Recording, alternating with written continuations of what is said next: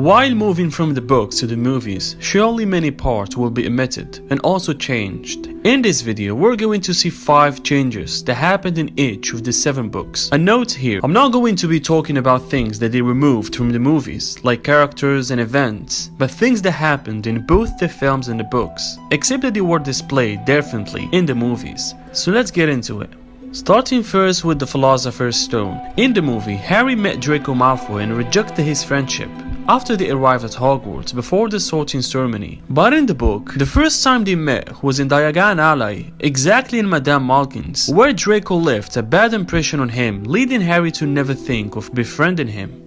In the movie, after Hagrid took Harry from the Dursleys, they went next morning to Diagon Alley to purchase school supplies. Then it was Hagrid who took Harry to the train station. Looks like Harry spent more than 1 month with Hagrid from July to September. But in the book, Hagrid took Harry back to Privet Drive, and the Dursleys agreed to take Harry to King's Cross Station, but only because he was on the way to the private hospital in London to remove Dudley's tail. When Harry found the mirror of Erised in the film, Harry only sees his parents standing beside him, Lily and James. But in the book, Harry sees his entire extended family standing behind him in the mirror. In the movie, Harry kills Quirrell by touching his face, but in the book, Quirrell died because Voldemort left his body and fled away.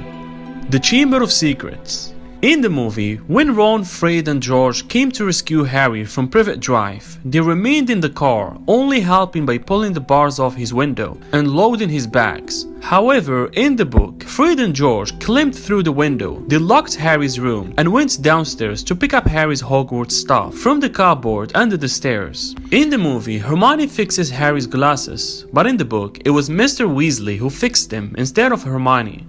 In the film, the Ear of Slytherin message is written in blood, but in the book, it was just paint. In the movie, it was McGonagall who told the students the interesting story about the Chamber of Secrets, but in the book, it was Professor Binns who did so. This was changed because Binns didn't make any appearance in the films in the first place. The Prisoner of Azkaban. In the film, Harry's backpack flight is so much fun. Backpack flies all around Hogwarts Castle and across the Great Lake. Harry even let go of Backpack for a moment and laughs with joy and a sense of freedom. In the book, Backpack just flies once around a part of the Forbidden Forest. It is also made clear that Harry much prefers flying on a broomstick than flying on a hippogriff. Harry's Nimbus 2000 broomstick was destroyed in the Quidditch match against Hufflepuff. In the film, his grandfather Sirius Black sent him a firebolt at the end of the school year. The firebolt came with one of Backpack's feathers, making it clear that the gift is from Sirius, as he escaped with Backpack. In the book, however, Harry receives the firebolt about halfway through the book from Sirius to replace his destroyed broomstick, but Harry didn't know who sent it, and McGonagall took it from him to examine it in case he was cursed. In the film, Harry was eavesdropping on Fudge's conversation in the pub, as underage wizards are not allowed inside. In the book, Ron and Hermione were with Harry in the room. He hid underneath Ron and Hermione's table, as he didn't bring the cloak during his first visit to Hogsmeade. In the film, Harry jinxed Snape alone, resulting in Hermione's exclamation, "Harry! What did you just do? You attacked a teacher!" In the book, Harry, Ron and Hermione all jinx Professor Snape at the exact same time, causing him to be knocked out. The Goblet of Fire. The movie depicts Beauxbatons as an all-girls school and Durmstrang as an all-boys school. This is not true in the books, as there are male and female students at both Beauxbatons and Durmstrang. In fact, one of the Beauxbatons' most famous students is the legendary alchemist Nicholas Flamel. After Harry's name came out of the Goblet of Fire, in the movie, Dumbledore confronted Harry in a rather angry and intense, but in the book, Dumbledore calmly asked Harry about putting his name in the Goblet of Fire. In the movie, it was Neville who gave Harry the Gillyweed for his second task of the Triwizard Tournament, but in the book, it was Dobby who did that, stealing it from Snape's store. In the film, 2 characters are introduced in the Goblet of Fire. Cedric's first scene is him jumping down from a tree before the World Cup. Chu's first scene was on the Hogwarts Express. In the books, however, both Cedric Diggory and Cho Chang were introduced as the Quidditch Seekers for Hufflepuff and Ravenclaw back in Prisoner of Azkaban. The Order of Phoenix. In the book, Ron became the keeper of the Gryffindor Quidditch team. However, this happened in the film until the Half-Blood Prince. In fact, there was no single Quidditch scene in the 5th movie.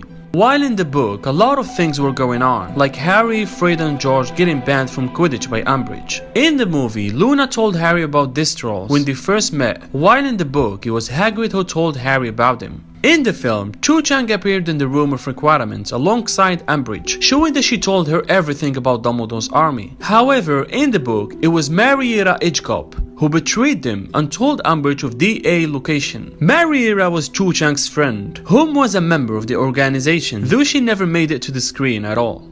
In the film, Neville stumbled upon the Room of Requirements, finding a suitable headquarters and practice area for Dumbledore's army. In the book, Dobby was the one to tell Harry about the Room of Requirements. The Half-Blood Prince. After Draco leaves Harry unconscious on Hogwarts Express, Luna finds Harry and attempted to fix his nose. But in the book, it was Nefedora Tonks who found Harry on the train and escorted him to the Hogwarts gates. In the movie, Harry and Ginny's first kiss was in the Room of Requirement. For the book, Harry and Ginny's first kiss is in front of the whole school, during when Gryffindor Quidditch team won the House Cup. It happened inside the common room. In the film, Harry decided to tell Draco Malfoy the dude in exchange spells before Harry uses Sectum Sempra, which simply put nearly kills his enemy. Things are slightly different in the book. Firstly, Draco confided in Moaning Myrtle about his failed attempts to assassinate Albus Dumbledore. Myrtle comforted him, feeling that she understood him, though in fact his situation was nothing like hers. Malfoy also appears less like his usual arrogant self in this scene too.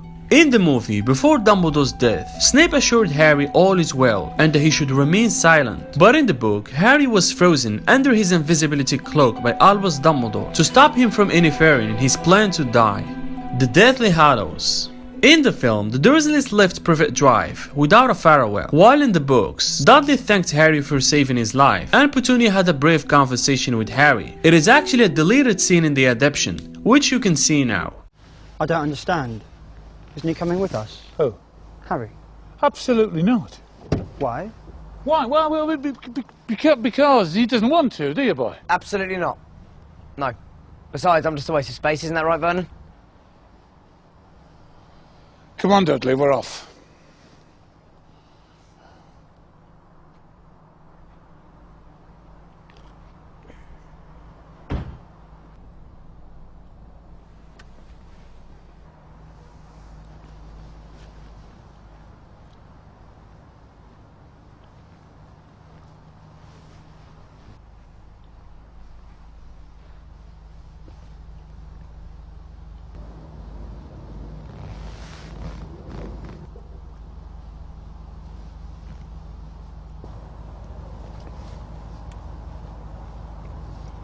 I don't think you're a waste of space. Thanks.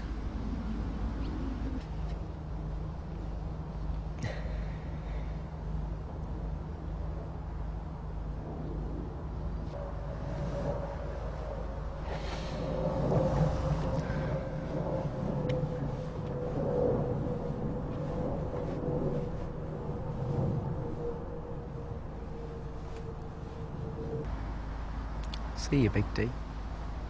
In the film, Harry attended Flora and Bill's wedding with his normal appearances, while in the book, he used Polyjuice's potion to conceal his appearance. He became a red-headed muggle boy named Barney Weasley, who was Ron's cousin. Harry and Voldemort's final duel plays out very differently in Deathly Hallows Part 2 than it does in the book. The book sees Harry and Voldemort circling each other as the survivors of the Battle of Hogwarts watch in the Great Hall. Harry shares the truth about the power of love, Snape's sacrifices, and the Elder Wand, before using a disarming charm to defeat Voldemort once and for all. The movie has them firing an array of spells back and forth and chasing each other around Hogwarts before they ended up in the courtyard, and there was the place where Voldemort met his downfall.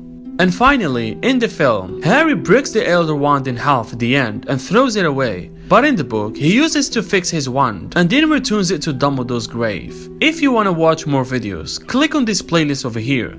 Thanks for watching and I'll see you again soon.